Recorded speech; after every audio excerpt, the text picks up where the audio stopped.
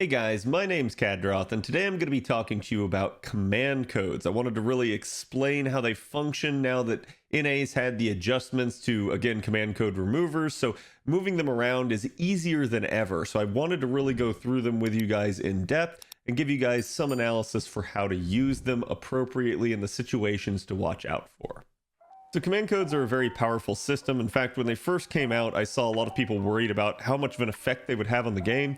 Hilariously, when they're first implemented, we kind of saw a lot of people didn't use them too much because the system overall was very cumbersome, very annoying. And over time, JP has gotten a lot of upgrades to that system, so it's actually been a lot better. NA now has gotten recently here the change to the command code removers, and that is probably the last real gate that we needed. There is going to be at least one more upgrade to the system coming after that, but getting that change to the removers is definitely going to allow NA to start using the command codes a lot more fluidly, moving them around from character to character. So let's sort of talk about what they are. Again, command codes are going to be something that are going to basically increase and enhance the command cards of a unit. As you guys can see on screen here, you have your 5 command cards, and normally you'll have to unlock the command cards using a command code opener. There's going to be one opener for each card type, so there's 3 in total, and again, each one will correspond to those card types. Again, the thing you're going to want to do with a lot of these is going to be unlocking the command card slots on units that you feel are going to be able to utilize the command codes effectively. So these are going to be some of your best, most powerful units, or maybe just a unit that you think is going to be really good in a particular situation, like a challenge quest or a solo environment. That's going to be the ones you're going to want to focus on first, because you know you're going to get high value, high usage out of that. Again, command code openers, aka keys, are going to take a long time for you guys to acquire a good sum of them, but they're relatively easy to get. You see them given out in events all the time. You see them given out sometimes in campaigns, and you can buy them monthly from the Mana Prism shop in the Da Vinci workshop. Again, now that you guys have the new daily upgrade on NA as well, getting Mana Prisms each and every month is going to be offset a little bit by that, so trying to get something like the keys out of the shop isn't going to be nearly as bad of a prospect as it was maybe before. So how you guys are going to end up getting command codes is going to be either from the FP gacha for your 2-star and lower command codes, or it's going to be from various random events, or again, campaigns, or even, yes, the Mana Prism and Rare Prism shops if they get brought back. So that'll be the source of your command codes for how you'll get them, but what do you do with them? So once you've unlocked the cards, you're going to engrave the cards with them. Basically, you're going to go into that same screen that you used to unlock it. You're going to click the card. It's going to give you a menu of your command codes, and you're going to select the one you want to put on the card. So then the next obvious question is, which one do I put on which card? And that's a difficult to answer question because there's no right answer in a lot of these cases. This is sort of a your mileage may vary, the choice is yours type deal. There's a lot of different schools of thought for how to approach this sort of system, and I'm going to try to go over that with you guys, but we're going to do that later in the video. Right now, just focus on the fact that you've added a command code to a card. Once you do that, whenever you use the command card in your lineup, whenever it is drawn out of the deck, you'll see the little emblem there in the top right corner of the card, signifying that it has that command code on it, and you can choose that card and use it. When you use it, you will then gain the effect of the command code, whatever that effect may be. Again, some command codes will actually activate first, others will activate behind the card. It's just a difference of what each command code offers. But again, the command codes can be very strong. They can offer things like healing, debuff cleanse, crit rate increases, or again, even stars generated. There's a lot of good things and different effects you can get out of your command code, so definitely make sure you pay attention.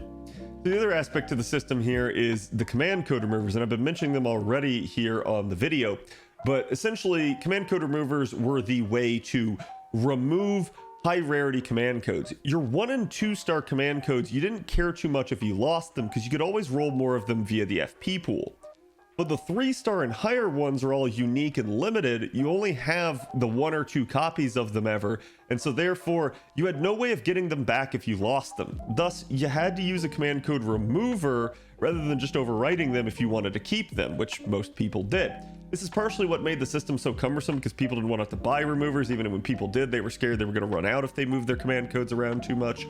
So it made the system very limited and restrictive, and people weren't able to have full sort of like control and freedom with that. As a result, the devs decided, screw that, we're just going to change the way this system works. So they basically made it so that you no longer had to have a command code remover now in order to be able to remove a 3-star or greater command code. That definitely helped people out. It definitely freed people up to sort of move command codes around at will. And again, made it so that you just had this much more fluid system in effect. The thing that's important about this is after that change, command code removers become functionally useless. And I know there's gonna be some people that are gonna say, hey Khad, but wait, there is kind of a use. There is. And what the use is when you use a command code remover to remove a command code, it will now relock the card. That is to say, it will lock it back and it will return the key to you. Unfortunately, most people don't care to relock their stuff. So the only use on this would be if you were just super desperate to get a command code opener back, aka one of the keys, you could use a remover to get the key back and use it on a different card. Outside of that, totally useless. You guys just aren't going to touch this ever again. You guys can mostly skip command code removers in shops when you see them, because there will still be the occasional campaign that'll give them to you for free. So having, you know, a couple on hand isn't going to be the worst idea, but you guys really don't need to go after them or buy them in event shops now. I have seen a little bit of confusion because I believe the wiki actually mentions that you get also the QP back. This is not true. I've tested this on both servers. You do not get QP back when you use a code remover for the slot that, like, again, whenever you use the key to open the slot, it's going to cost a little bit of QP. You don't get that back when you use the remover. So again, most of the time you guys are just going to be moving command codes around at will, and removers are now just this defunct part of the system that you don't have to care about. All right, so let's talk inventory on your command codes. So right now the NA server has a total of 300 slots. The JP server has a total of 350. And again, I think you guys can expect steady increases to this section of your inventory. The reason being, one, that they're always releasing more command codes with every event. Two, they do re-offer certain limited command codes for you to get a second copy every now and then. And three is this aspect of command codes, that when you engrave them, they are still in your inventory. They still take up a spot of inventory space. So it's not like when you use an Ember and it's gone and it's just, you know, out of your inventory, or again, when you use foes or anything like that. This is something that, because you can add it to a unit, but then also remove it and put it on another unit, it's going to keep taking up slots of your inventory. So over time, your command codes are going to bloat. They're going to just fill up more and more and more of your inventory, and you guys will have to come up with ways to manage that. Again, you guys can burn your command codes. Burning command codes will often yield mana prisms. You do not get rare prisms for them, so don't think like, oh man, I'm gonna burn my high rarity command codes that I think are useless. There's no point to that. Just don't bother. Again, the ones you're going to end up burning are going to be sort of your 1 and 2 star command codes. You guys can see you're just going to get a ton of them. You can lock these. This will allow it so that you don't necessarily end up burning them.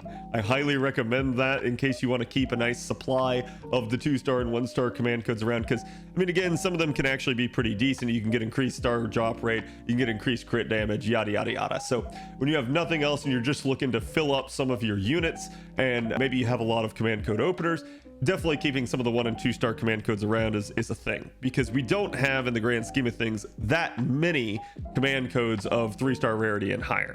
There's a lot, but there's still plenty of room for you guys to be able to do a lot of upgrades to your various units, but there's definitely not enough inventory space for you guys to be able to do it to all your units. The command code system can also get a little bit expensive on the QP side of things. Now, what's going to end up costing you isn't going to be the cost of engraving the card, it's going to be the cost of unlocking the slot with an opener. And this is based off of rarity, so you guys can see just for one card, a 5-star is going to cost you 1 million QP. So again, if you want to do all their cards, it's going to end up costing you something like 5 million.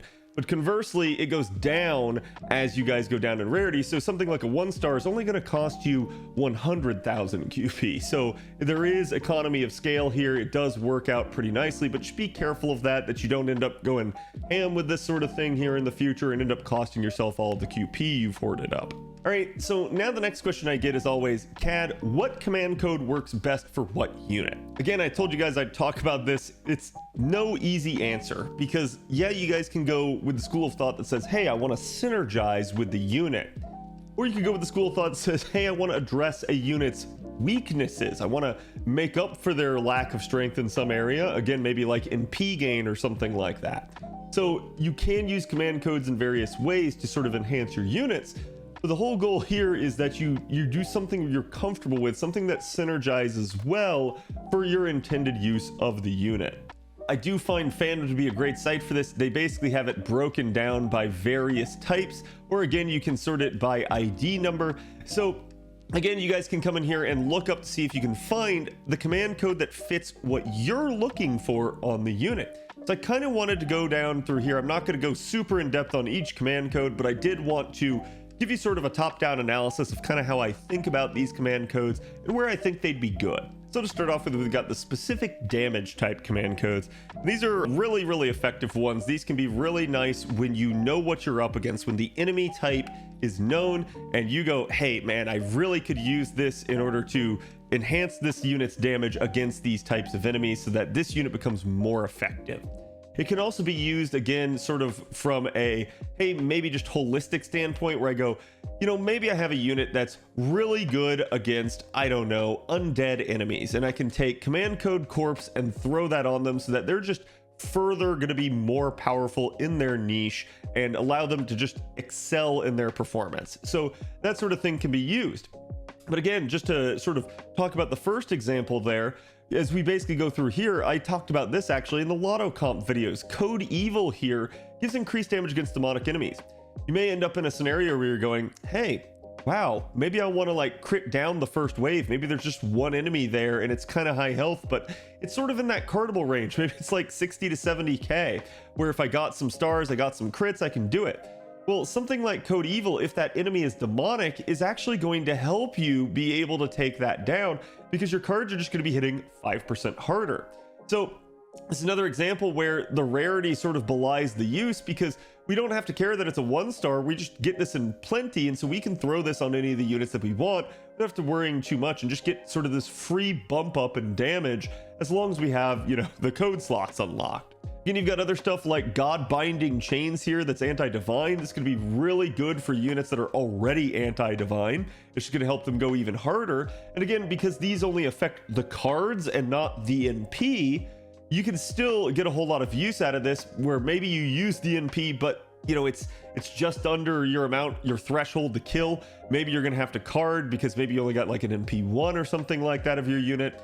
And then boom, there you go. You have your command codes and it's actually gonna help pick up that slack for the carding. Maybe you're gonna leave something like 60,000 damage and you go, that's just not enough. And I'm worried about the card damage being enough to actually finish off the unit. Boom, right there, slap on something that's effective against that enemy type and you've got it. Again, looking at some of these other ones here, you've definitely got Gil's Intima Elish type deal. So this is going to be really, really good for just about use against any servant. Again, you've got anti-dragon command codes. That's going to be nice. Anti-lawful and ruler. So you guys can see command codes are typically sort of going to ascribe to the character that is portrayed on them. It's going to have some sort of aspect that'll help you out. And so the thing I'm going to caution you guys with, though, is that don't just sit here and look at the rarity of the command code and assume that that makes it good. Don't look at the rarity of the command code and assume that that makes it bad. That's not always the case. There are some legitly strong 3-star and lower command codes, and there are some really poor 4-star and higher command codes. So it really just depends on the case. This is a thing where, again, the system's still relatively new, and sometimes I do wonder what the devs are actually doing here. Just seeing, you guys can see there's even more divine. Again, sometimes it'll just be outright power mod against that type of unit. Other times you're going to get something like crit damage against that sort of trait. So it's a really, really interesting system in that regard. Again, you guys can see male enemies here, damage against saber enemies like from MHXs. So there's a lot of ways you guys can use this. And so you could obviously use sort of the MHX card on MHX. You could also use this on MHXA. You could also use this on any archer, because again, you're very likely to be using those units already against that type of class. As you guys can see, there's a lot of ways to think about these, a lot of ways to approach. Increases damage against female enemies. There you go. That'd be another one where it's just like with the male one up here, you're going to throw this on someone that's probably already good against that. Or again, when you're just up against like oh man, I'm up against a female boss and I have to take this unit. Maybe I don't have a better unit. They're just sort of going to be the best person that works for this. I'm going to use female against that female boss there to sort of just enhance their damage. So you guys can see chaotic and evil is going to be another really good one there. There could even be double overlap for this sort of thing where an enemy can be both chaotic and evil. So boom, there you go. You're going to get double stacking for a command code like that. You guys can see a lot of the command codes will also just be sort of a higher level of some of the lower level ones. You're going to get, you know, instead of 5% extra damage against undead, 20%. So there can be better ones if you've spent the time to actually go get each of these in the events that they're given. And then again, you guys can see you get demonic here, and then also the increased damage against sky or earth attribute servants, except pseudo or demi. Yeah, it's literally going to be Mama Raiko's command code. So there's a lot of good stuff. The specific damage ones are almost always good, as long as you know what trait you're going up against. The next up here is going to be healing. Now, most normal schools of thought will tell you that healing is very strong. That's why a lot of the healing cards actually have limitations on them, and you'll see that here in a little bit. But one of the ways to think about healing is you guys can definitely employ healing on units that don't have latent healing. So again, a classic example of this is going to be actually a Castoria scenario. One of Castoria's biggest deficiencies, because she does so much that's so good, she enhances the party's attack, she charges everybody, she protects the party, she cleanses debuffs, but she doesn't heal. So a lot of the times when you get into a challenge environment, some of the best people to pair with Castoria are someone like Tamamo or Merlin, someone that can literally sort of help cover that deficiency and then also still help the party, still sort of bring everybody up so that your nuker is still firing on all cylinders, but the Castoria isn't getting chipped away at and dying. One of the ways you can help that is to put healing command codes on. Maybe that's going to help you guys sort of go the distance and be able to stay alive longer in a scenario where you maybe just wanted to run like double Castoria. Maybe you just wanted to be able to get away with one Castoria. These sorts of things are going to help you when you don't have a healer, but you need to go a little bit longer than you otherwise should. Maybe it's not just your normal average 3-turn scenario. So again, that's one school of thought on healing command codes. The other is you can put this on units that are going to have to solo. And this is really strong in some environments. Again, actually, a classic one that I can cite to you guys is for stuff like the Tesla coil challenges. A lot of those, because they've restricted the ability to reuse a unit across the challenges, you needed healing really bad. So one of the effective ways to do it was to just take a unit and solo one of the challenge quests. Actually did this with Barghest on one of them. And so Barghest just sitting there healing up. That worked out for her. Similarly, for one of the remembrance quests, we had basically Surtur, and Surtur is a saber boss, so I ended up soloing that with Balbon Sith. What I did with her is I threw healing command codes on to just help her stay alive. Surtur wasn't able to outpace her, she was able to cleanse the debuffs, especially with another cleanse command code, and then she was just able to keep sitting there healing, because you keep getting the cards that have the command codes every turn. So you are just going to be sitting there healing over time naturally. That's why the healing command codes get real strong and why they've had to put restrictions on a lot of them. Now you guys can see here, the only healing command code that you're going to get from a low star variety is Bless with 100. But the second you get into the limited ones, you're going to get Lucky Beast here, and you guys can actually get 2 copies of Lucky Beast. You guys can get 200 HP. There's no limitation on this. So that is, again, going to be really, really nice. You have Good Wife, Wise Fox. This one's actually a really interesting one because it grants self-healing received up by 50% for 1 time 2 turns. So you will use the card, but that 1 turn would expire at the end of your carding.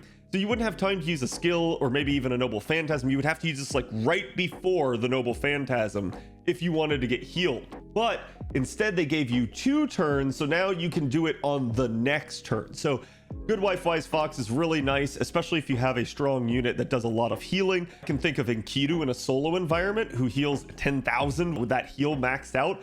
Yeah, this can basically make that a 15,000 heal. So it's pretty much a full health recovery. Really, really nutty in that regard. And again, you can put this on someone like, say, Tamamo, if you're going to do a Tamamo solo, because she can slap this card down and then the next turn she can heal. So just be careful on how you use this again, but it's a really, really strong card when used correctly. Bride of the White Rose here is still the same 200 HP, but it's now party-wide recovery. So this is another really good one, like we were talking about with Castoria there. She can help not only just heal herself, but everybody in the party when she uses this card. So this is definitely a nice sort of like top-up feature. Obviously 200 health isn't that much. You guys don't need to like freak out about that, but certainly over the span of a fight, this can definitely help offset things like burn, curse, poison, or again just some minor chip damage from enemies. Maybe as you're going into like the final wave that has the boss, maybe you're battling a bunch of like just low level like sort of like fodder enemies, and this is going to help offset that sort of damage that you're taking going in. You got Maiden of Orleans here. This one's incredibly strong. It's 1000 HP heal when attacking using the engraved card. Unfortunately, this is where we were talking about you do have some restrictions. So now you've got an once every 3 turns restrictions. You can't get around that by card locking. You can't get around that by party shuffling. You're stuck with this. But again, it's still going to be really strong because every 3 turns, especially even if you're in a solo environment, you're going to be able to just abuse this for a 1000 heal. Again, you got the Leviathan one here that's going to recover 100 HP when attacking using the engraved card and a crit star. So this one's not bad, especially considering it's only a 3-star command code. And then you've also got Painbreaker, which when attacking basically gives you guys 150 for the party, just like the 200 one you saw above, but this is the 4-star variant of it. So you guys can see you're not going to get too many of these healing command codes, otherwise you're going to have to resort to Bless, but they are very strong. All right, so next up we have the critical grouping of our command codes, and these can actually be really nice. They're actually a very versatile group here. So you guys can see, just to start out with, one of the command codes that you guys get will increase critical star generation of a card. So this can again be very useful on a card that already had good star gen, something that you were gonna like go, hey, maybe when I use this card, my goal is star generation. So perhaps someone with a very good quick card, like say Jack or something like that, you could use this on them to get even more star gen. Now, I am going to say that in Jack's case, Jack's already such an insane star generator, you probably don't need it. But this can definitely be something where you're like, okay, hey, like say maybe King Hassan, who only has the 1 quick card. So now you can go, well, at least when I get that quick card, I want more stars. So that's going to be one of those deals where you guys can sort of target localize an effect like that to try and get the card to generate more for your party. Again, you've also got the basic crit damage enhancement. Not too much to be said about this. It's just going to make your card crit harder. So logically, you want to target these on cards that are, again, going to be sort of your go-to, man, I really need to hit hard this turn. So Buster cards can be particularly good for this sort of thing.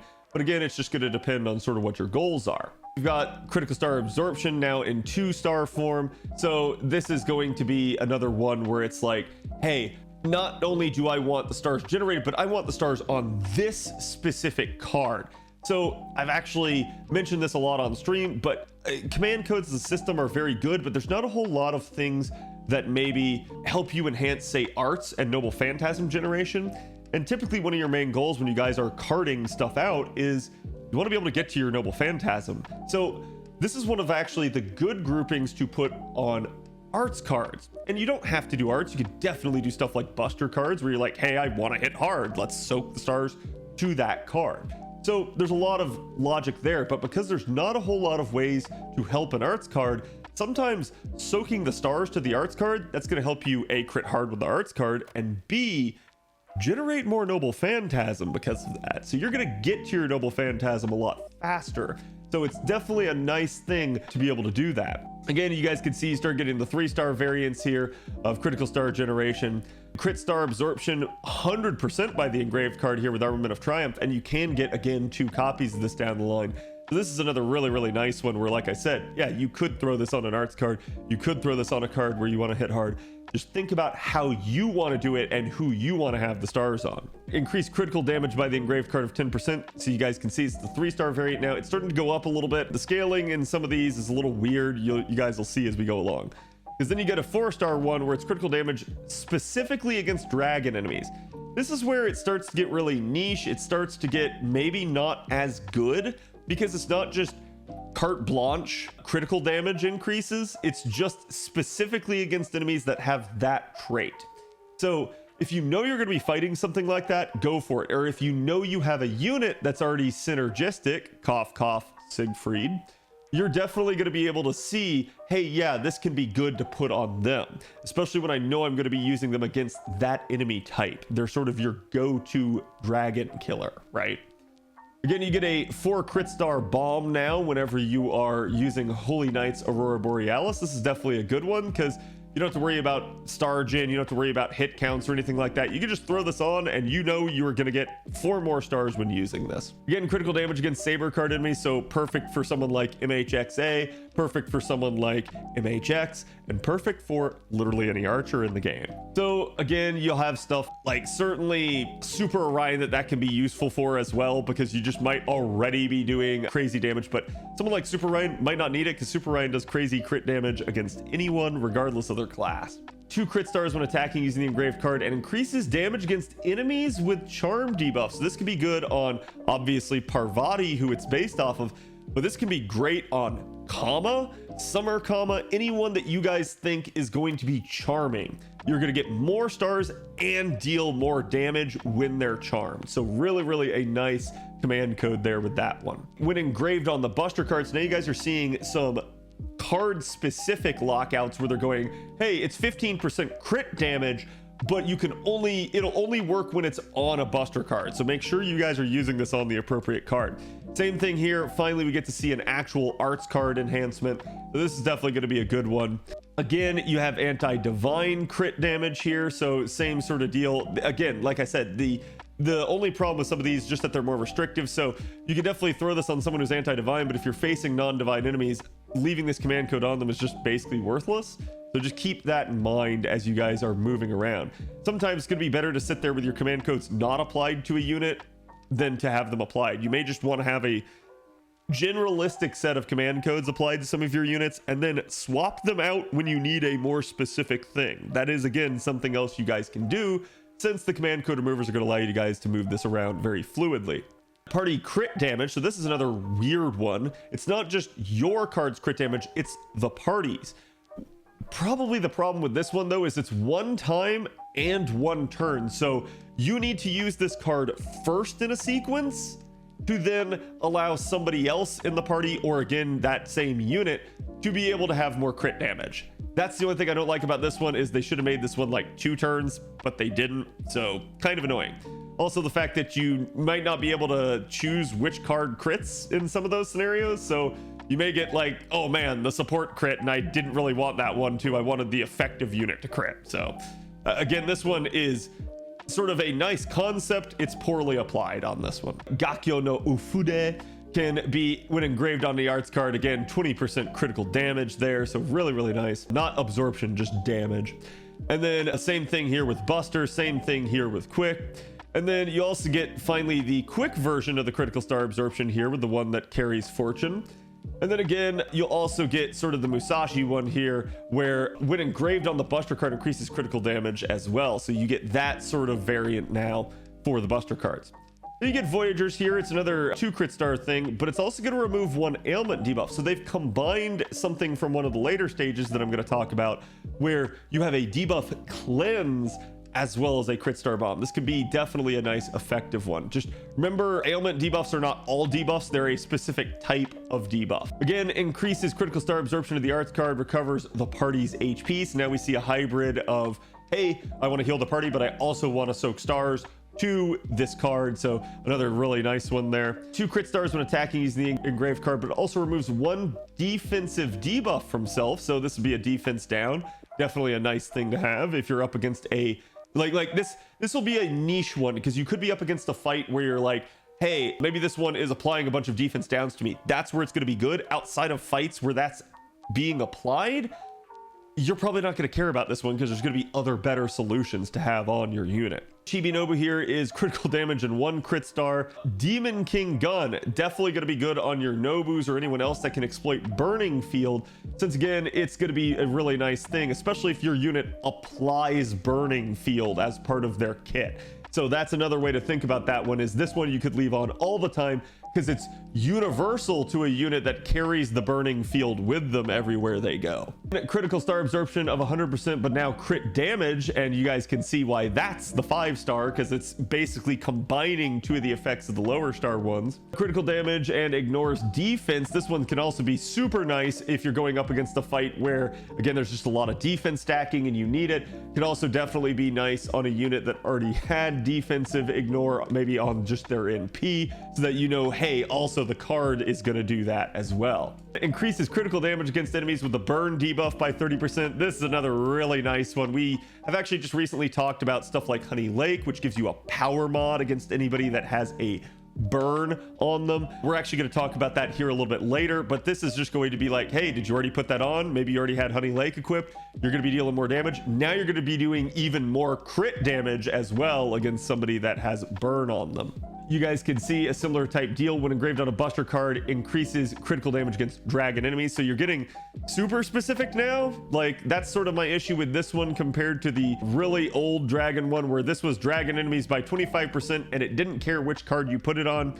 This one is, hey, you literally get basically 5% more crit damage, but it must be on the Buster card. So you guys can see, kind of annoying. Like I said, there's going to be some restrictions where it's just like, okay, this is good, but I have to be in that specific sort of lane. I have to use it on that specific card, where they really try to lock down how strong the command codes are going to be. 3 crit stars, recovers HP, another nice combination there. You guys can think of some obvious scenarios for that, since again, you just might need crit stars, but you might also need some staying power because you're in a solo environment, or you're ending up, you know, just sort of getting chipped away at slowly over time. You guys can see critical damage and HP there. Critical stars when attacking remove 1 offensive debuff. So same sort of deal here. Maybe you're up against a challenge fight that's just sort of slamming you over and over again with attack downs or something like that, or again some sort of like NP damage down. Any number of effects can be affected by this, and it's going to remove one of them. So it's going to help you sort of stay ahead of that, make sure that you're just not getting dogpiled and unable to do damage. Just a flat critical damage increase there. And again, here's another party critical damage, again sadly also poorly applied, since it's just one time, one turn. And you would think for the 5-star that they would have done a better job for this. They would have made it 2 turns. They didn't. So that is the unfortunate effect, especially when it's restricted to just the one time. I don't really know why they made that one so restrictive. Now we get another one where before we had some cleanses, now we have buff stripping. So this is the Abby one here, where you get 3 crit stars, but you can also remove an attack up buff from the target. Just keep in mind, this one, while nice, you still got to be in the scenario where the unit is buffing themselves with an attack up. Otherwise, that effect will just be kind of pointless for you. Just sort of scrolling on down, here's another nice one. When engraved on an arts card, critical star absorption by 150%. So really, really good there. Engraved critical damage by 10 to 30% in portion with the remaining HP. So this one is, again, it's the Hijikata one. So basically, the less HP you have, the more crit damage you get out of this. So this is going to be really good on your sort of 1 HP memers, basically the people that they deal more damage the less health they have, where you're really incentivized to get them hit. You're incentivized to get them low, just not dead. So another thing you guys can do is you guys can try to like Chin Gong one of these people, but this will mean then that their follow-up card here that this is engraved on will definitely have the ability to deal a lot of crit damage. In fact, this is how Hijikata's 3rd skill works. So it's really, really nice that you're getting his 3rd skill in command code form. You can also increase debuff resistance. This can be really good on a fight where you just know, hey, I am literally just getting debuffed to all hell. This is going to sort of make some of those debuffs fail and make it a little bit easier. And then again, increases buff removal resistance is definitely a strong one. So this can also be a nice one where you're super worried about like maybe getting like Castoria's solemn defense removed, or like, oh man, they're gonna remove my guts or something like that. That's where this can be a nice one where you don't have any other options to help protect. You guys can see another nice hybrid here with arts card restriction, but it's 50% star absorption and 10% crit damage.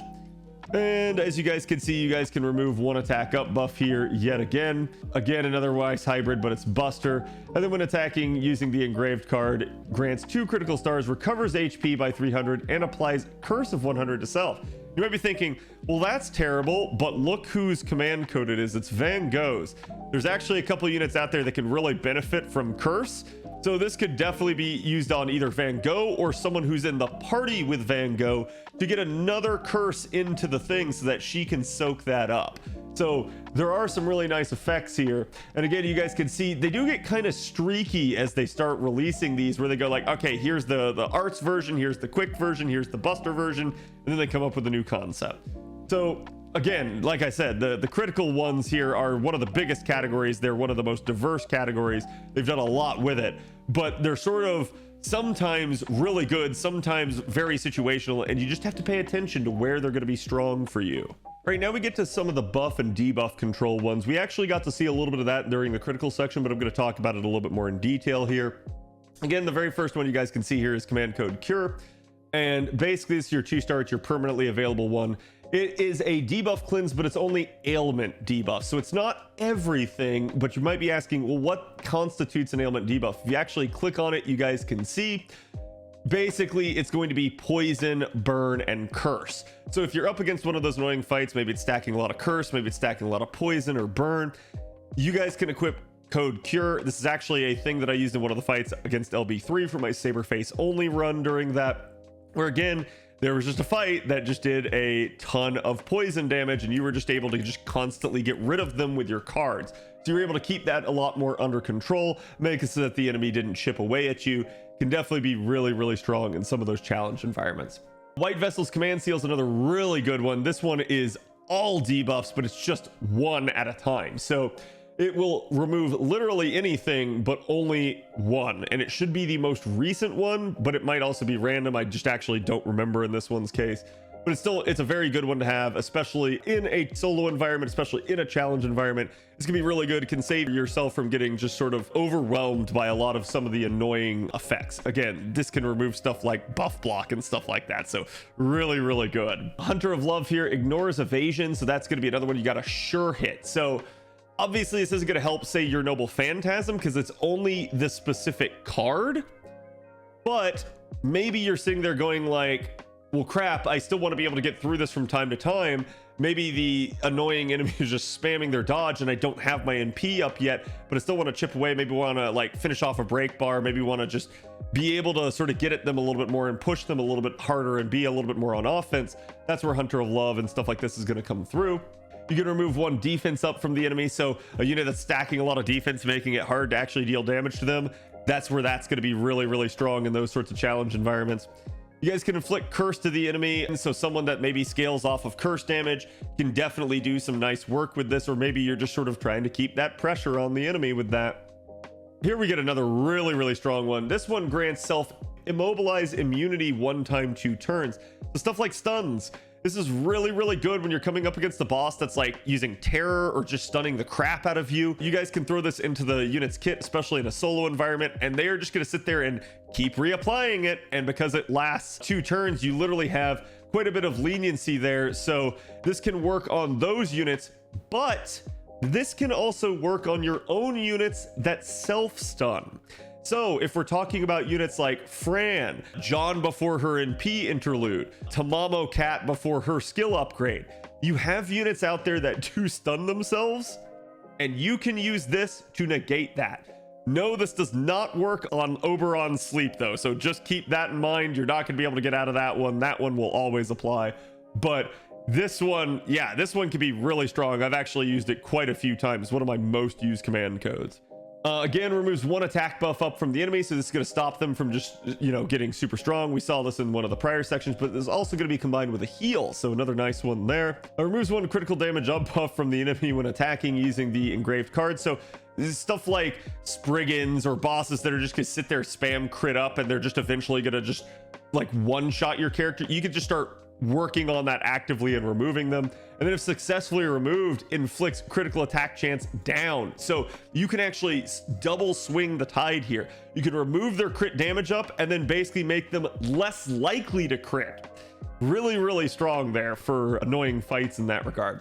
BB slots are just random. This one's sort of a crapshoot. It's not bad, but you can't necessarily rely on getting the thing that you want or need right at that specific moment. So this one's more of a, yeah, maybe in a long fight, I just need to be able to, like, you know, oh, okay, well, I'm getting 500 healing every once in a while.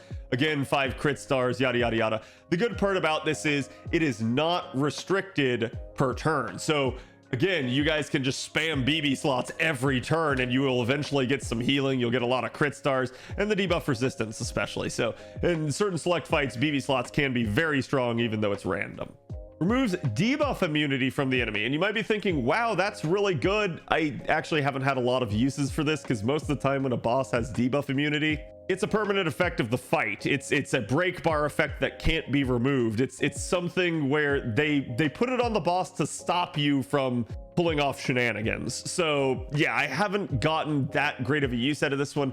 Instead, where I would tell you to focus on this is this side of the command code, where you can increase critical damage against enemies with good alignment. So view this one as more of a crit command code than more of a debuff immunity remover. Again, you guys can inflict poison damage here. This could be really, really good for units like, say, Robin Hood that deal more damage against enemies that are poisoned. So maybe you use his skill and it fails and you're like, oh shit, but you could bail yourself out by then having this equipped and basically just going, okay, well, I'm just gonna slap the enemy with this card before I use, say, Robin's NP or something like that. So again, another one. The only thing you got to watch out for is it has sort of the Black Grail effect on it. This one should go without saying, is obviously very strong, just like the sure hit one we were talking about before, but even better. It's ignore invincibility when attacking with the engraved card. So nothing is stopping this card other than if you were facing a solemn defense. Removes 1 NP damage buff up from the enemy. This can be really good if you were to, say, have someone that's just constantly spamming NP damage. Sadly, a lot of people are going to try to mitigate NP damage, so not super good for that aspect of it. A lot of people are just going to use something like Castoria, or they're going to try to find another way to get around it, use invuln, use dodge, whatever. Most people don't want to get hit by a Noble Phantasm, so the amount of damage that the enemy's doing, not the greatest of concerns. But yeah, this could be something where maybe you're facing an enemy that's weak and not going to deal a lot of Noble Phantasm damage, but they're getting stronger over time because they keep stacking NP damage ups. Haven't seen too many fights like that, but there definitely could be a scenario where that could be useful. And then again, the second part of it is if you've successfully removed it, inflicts arts resist down. That's going to be the better use here, where it's like, oh, well, they have an NP damage up, but I can remove it and I get that arts resist down, so I'm dealing more damage to them. So it's another sort of like change the flow of battle, but it's the way to look at it. This is a better way to enhance your offense rather than reduce their offense. Your faithful sheep covers that ailment debuff just like the cure one at the beginning, but also heals, so yet another really nice one there. And then remove another defense buff, but crit damage here, inflicts burn. So now we get to talk about this, guys. Basically, burn command codes are really going to be nice because of that synergy with Honey Lake. Honey Lake is a CE that's out right now as of the recording of this video in Summer 5 on NA. But if you don't have it, don't worry too much about it. It's not the end all be all, but it is a very good craft essence. And basically what it's going to allow you guys to do is enhance your power mod damage against enemies that are having a burn debuff on them. And it's, again, just with one copy, 35% more damage. It also has invuln pierce on the craft essence as well. But if you get it MLB, it's 40%, so it gets even stronger. It's an all attack scaling C, so it's a good CE to have, because it's not just going to affect your NP, it's also going to affect your carding. That craft essence works really well in that regard, because it's sort of like almost golden sumo in a weird way. But the way to look at this is, again, maybe it works super well for units that have burn in their kit, but what if you have a unit that doesn't have burn in your kit, but it would still be a great craft essence to use? Well, that's where command codes come in. If you literally stack burn command codes on your unit, you guys can just sit there and card out, and from the second you apply that first burn, as long as you can keep the burns on the target, you're going to be dealing 35-40% more damage to the target just naturally. That is really strong in the right circumstances. So you don't have to be a burn specific unit to be able to take advantage of that. And there are multiple command codes out here that have applies burn on them. So this is just the first one. Angel's Bed here removes 1 critical attack chance up from the enemy and then recovers HP. So really, really nice again for that sort of thing, stopping an enemy from critting you to death. Same thing here, but this is the crit damage. The first one was critical attack chance, sorry. Again, and another heal there. Here's yet another one with burn. So this is your second one that's had it. And again, it's also going to give you crit stars when attacking. This one inflicts poison for 1,000 damage 3 turns, but it's also going to heal the target by 300 HP. Again, if it's like the first hit and the thing wasn't even damaged yet, who cares? Really, this aspect of it isn't that big of a deal as long as you're not like using this every turn. So this is more of a situational command code, not a like, hey, I'm soloing command code, because you're just gonna be constantly healing the enemy. Here you go. Here's True Crimson's Immortal Maiden's command seal, another burn command code. That's your third one for 3 turns, and then also increases critical damage by 5%. Again, here's another really intriguing one. Buff success chance 1 time 2 turns. So yes, they got this one right. They gave you more times because, again, once you get to the point where you're carding, you can't then use skills where buff success chance probably matters. But because it's 2 turns, you could use this card and then the next turn use the skill. So if you have a unit that has, say, an 80% chance to succeed on something, and you get this card the turn before you need to use the skill, you can use this and then you have a 100% chance. It's really, really nice. Buff success rate is a good thing to have on units that have effects like that. So this can definitely help address units like, say, Da Vinci, units like Tesla before his buff. Again, it's a really, really good thing where you know you're going to have some rate of failure for sort of addressing that. The problem is, because it's command code, because it's sort of locked to a card and there aren't multiple command codes of this type, I actually wish they would release like 1 or 2 more to help this. It's still a little bit RNG as to whether or not you get the right card, as to whether or not you can pull that off. But again, this will help offset that sort of thing. Classic example as well would be someone like Space Ishtar, where maybe the third skills like Arts Proc can fail and that'll affect her actual MP gen. This could help you out if you maybe notice that happening and go like, okay, I'm going to put that on her, try to address that from the outset. Unfortunately, it's not out yet on NA, so you guys will have to wait for this, but still, it is a very good one. So I hope they give us a couple more versions of this command code, because it can be very strong. And again, it doesn't have to be someone that's 80%. You could throw this on someone that's 60%, and you're just going to be increasing that odds of success. So even people with Imperial privilege can benefit from something like that.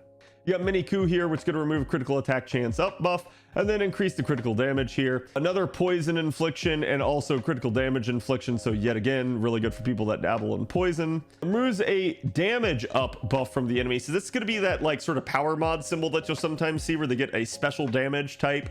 So like maybe like say Ezo that gets like anti-humanoid or something like that. If they get the buff on them, you can remove it basically. Again, increases critical damage as well. And then you start seeing when engraved on an arts card, so they're starting to lock it down. But this one allows you to remove an attack up and a defense up buff, so it's a little bit more versatile as a result. It removes 1 defensive buff when attacking and recovers HP. Again, this one here is going to be remove 1 NP damage up buff from the enemy, and if successfully removed, reduces the target's defense against buster attacks. So this is sort of like the arts one you guys saw before, but the buster version of that. Again, critical attack chance buff removal, and then a crit star, and then yet again, here's burn. That is your 4th one. So really, really nice. You guys can see there are a lot that are coming. And then again, critical star absorption of the engraved card. Inflicts curse to the enemy, so yet another one where maybe your unit scales off of curse damage. You guys can definitely get some benefit. Removes 1 defensive debuff from self and heals, so another really nice one there. Removes defensive debuff and crit star, a little bit less nice but still useful. And then when attacking using the engraved card, removes the NP damage buff and increases the target's critical damage. Engraved card gains sure hit here and increases the engraved card's critical damage. And then when attacking using the engraved card, 1 critical damage up and critical rate. So that one's going to work both ways and allow you to just sort of, maybe you've got that again, like that Spriggan or someone that's just spamming both their buffs out the wazoo. You've got the ability to remove it. This one's going to just flat out ignore defense buffs. That's why it's only the 3-star, but still really good. And then the last one here is going to be removes 1 latest critical buff from the target and increases the engraved card's critical damage by 10%. So another really nice one there to round it out. Okay, so this section is going to be flat damage up and reduction. These ones are kind of weird because again, it's just flat. So say like attack up that increases your attack by a percentage, or say like defense up, which increases your defense by a percentage. Again, it's going to like modify the amount of damage you're doing or the amount of damage you're receiving by a percentage. Instead, now you just get a flat defensive cut added. So basically the way to think about this, like let's take the mash one here first, where it's like, okay, maybe you've got a unit that's going to be dealing 5,000 damage to you. If you use the mash command code here for 1 time 1 turn, basically when the enemy then attacks you that following round in the turn, basically instead of dealing 5,000, they're going to be dealing 4,700. So that's sort of the way to think about these. Is again, it's just reducing that. But yeah, for stuff where maybe you've got a lot of defensive buffs active anyways, that flat reduction can actually be pretty strong. It can actually significantly lower the amount of chip damage you're taking over time in a long fight. So yeah, using this on someone like Mash, obviously a really good pairing there. But obviously too, there could be other units that you could use it on, especially solo artists, where maybe you're just going to be aggregate reducing that damage you're receiving over time. Maybe you don't have enough healing command codes, maybe you don't have enough other command codes to sort of weather the storm. This one can just sort of help turn the tide in that regard. For the attack up variant here, same sort of deal. Maybe your attack was going to do 10,000 damage to the enemy. Sorry, that's 1,000. There's the 10,000 damage. Putting this on the engraved card is going to make it deal 1,100 damage basically. So again, it's just going to be a nice flat damage increase, but obviously that's not going to scale too well. It's not going to be super strong. It's just, hey, maybe you have no other way of sort of exploiting an enemy's traits or dealing more damage. You can definitely put this on and you will get more. It's not a bad one in that regard. The next section here, because again, that one was pretty short, is the NP damage section. This one is full of a lot of really good ones. Actually, it's not just NP damage, it's NP in general. So you guys can see the first one here is the Da Vinci Chan one. This one's really strong. It's going to grant self NP damage up by 15% for 1 turn when attacking using the engraved card. So this is only for the duration of that turn in which you're already carding. So logically, you need to put this on a card that you're comfortable using in front of a Noble Phantasm. In a lot of cases, that is going to be Buster or Arts. Buster is going to be for damage. Arts is going to be because you want the later cards in the chain to get more NP gen. But remember, it's not going to affect the NP itself, but the command code effect giving you an NP damage up will. So while the lead card bonus won't affect the NP damage up here that's going to apply to you for the duration of that turn will. So that's a really, really nice thing. I've talked about this before. To me, you can use this on whoever you want, but one of the strong synergies I've found with it is quick units, because a lot of the time with a quick NP, I don't want to put that quick NP in the first slot. Like the quick bonus isn't that good for me in most cases. So a lot of the times, like let's say with Kama or someone like that, a lot of times I might be leading with a Buster card. I might do Buster, NP, and then the third card. So that's where I've found this to be particularly strong, is using them on a quick unit where, again, you just want them to deal more damage, but you were going to probably use a card before the NP anyways. You have a nice strong synergy here because you're just going to be making that NP do more damage every time you get this card. Again, it's card RNG, so you're not going to be able to rely upon it every time, but it can be very good. And don't take this the wrong way, guys. You do not have to use this on a unit that's a quick NP or anything like that. You guys can use this on a unit where you just want them to hit harder. Just make sure you put the card before the NP. Probably one of the strongest arts command codes in the game right here is Magus of Flowers. You can only use it once every 3 turns, but it just flat out slaps 10% extra NP gauge whenever you use the card. Really good on Castoria, really good on other units where maybe you just want them to be naturally getting to that NP a lot. Maybe you're in a challenge environment.